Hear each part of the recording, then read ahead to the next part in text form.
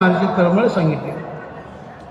जीवनाहून वेगळा मासा धरा की जसा प्राण सोडतो तसं खऱ्या भक्ताचं जीवन आहे. देव त्यांना सुटला की त्यांना आवडतच नाही, ते देवाला सोडतच नाही. त्यांचं मन देवाशी अनन्यच राहतं. अनन्य कायाने वाचने संत महात्मे भक्त महात्मे देवाची भक्ती करत राहतात.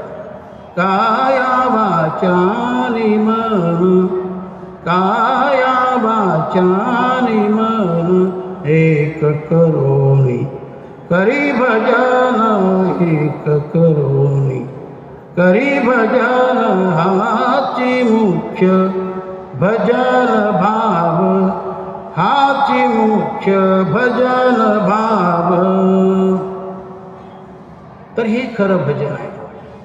काया वाचा मन एकत्रित करून जो भगवंताशी समरस होतो, अनन्य होतो, हे तर भजन आहे. समजा आपण अभंग गातो, एकादशी म्हणा, गुरुवार म्हणा, सोमवार म्हणा, शनिवार म्हणा, असं काही पर्वकाळ म्हणून आपण भजन करतो.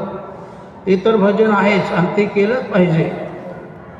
पण त्याहीपेक्षा हे भजन भारी आहे. सतत देवाच्या चिंतनात राहणं,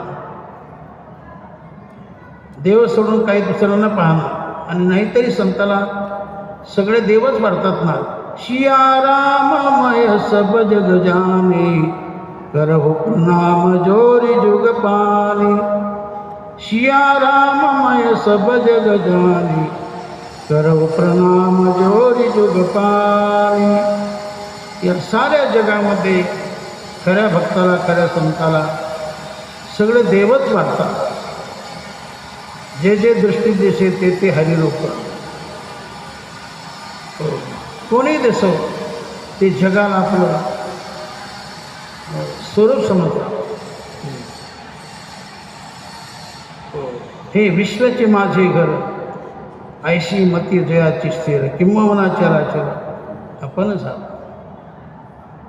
हे सर्व विश्व जग त्यांना आपलंच वाटतं. हे विश्वाचे माझे घर, माऊली म्हणतात, हे विश्व माझं घर आहे. पण घर वेगळं आणि आपण वेगळं असं वेगळी दिसते तिथं थोडी. आणि शेवटी मग उत्तरार्धात माऊली बोलतात की तो चराचरच झाला. हे चराचर म्हणजे माझं स्वरूपच आहे.